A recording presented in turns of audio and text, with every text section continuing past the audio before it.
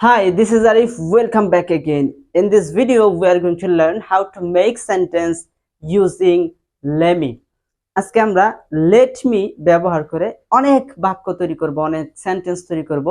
That will be very helpful for you. So, this video is very important for the beginners. চলেন তাহলে দেরি না করে আজকের ইন্টারেস্টিং ক্লাসটা শুরু করা যাক. Let's start. So, I have written here let me.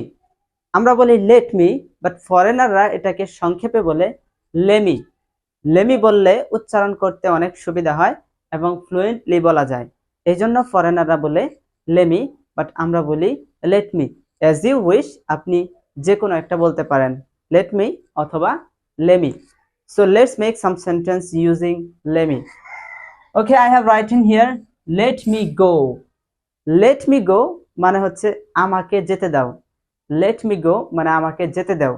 কাউকে কারো কাছ থেকে কোনো কিছু মানে করতে দাও, খেলতে দাও, পড়তে দাও, লিখতে দাও, এই ক্ষেত্রে আপনি ব্যবহার করতে পারেন এই লেট মি বা লেমি. সো লেট মি গো আমাকে যেতে দাও. এখানে আমি অনেকগুলো ভোকাবুলারি লিখছি. ভার্ব 1, লেট মি ওয়ার্ক আমাকে কাজ করতে দাও. লেট মি প্লে আমাকে খেলতে দাও.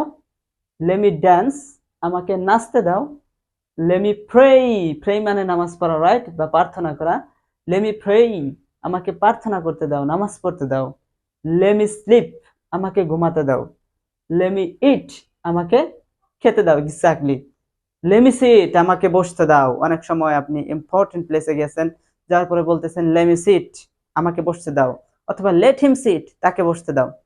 এখন একটা বিষয় হচ্ছে, আপনি এই সাবজেক্টগুলো চেঞ্জ করেও আরো অনেক বেশি প্র্যাকটিস করবেন. হিম তাকে, হার তাকে, আরিফ, আরিফ একটা নাম, নাউন. সো আপনি বলতে পারেন লেট হিম ওয়ার্ক তাকে কাজ করতে দাও. লেট হিম প্লে তাকে খেলতে দাও. লেট হিম ড্যান্স তাকে নাচতে দাও. লেট হিম প্রে তাকে নামাজ পড়তে দাও. লেট হিম স্লিপ তাকে ঘুমাতে দাও. লেট হিম ইট তাকে খেতে দাও. লেট হিম সিট তাকে বসতে দাও. আবার আমরা প্র্যাকটিস করি. Let's practice again. Let her work তাকে কাজ করতে দাও. এখন হচ্ছে মেয়ের ক্ষেত্রে হার, তো আমরা মেয়ের ক্ষেত্রে হার ব্যবহার করব এবং ছেলের ক্ষেত্রে আপনি জানেন যে হিম ব্যবহার করব, right? So let her work তাকে কাজ করতে দাও, এটা কিন্তু মেয়ের ক্ষেত্রে. লেট হার প্লে তাকে খেলতে দাও. লেট হার প্রে তাকে নামাজ পড়তে দাও. লেট হার ড্যান্স তাকে নাচতে দাও. লেট হার ইট তাকে খেতে দাও. লেট হার স্লিপ তাকে ঘুমাতে দাও, হ্যাঁ, like sleep. Let her sit তাকে বসতে দাও, রাইট? নেক্সট হচ্ছে, আপনি নাউন দিয়েও কিন্তু প্র্যাকটিস করতে পারেন. লেট আরিফ ওয়ার্ক আরিফকে কাজ করতে দাও, রাইট? লেট আরিফ প্লে আরিফকে খেলতে দাও. লেট আরিফ ড্যান্স আরিফকে নাচতে দাও. লেট আরিফ প্রে আরিফকে নামাজ পড়তে দাও. লেট আরিফ স্লিপ আরিফকে ঘুমাতে দাও. লেট আরিফ ইট আরিফকে খেতে দাও.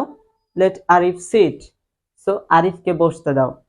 So my dear viewers, like this you should practice English in your reading room, and you have a textbook, you have so much vocabulary in your textbook.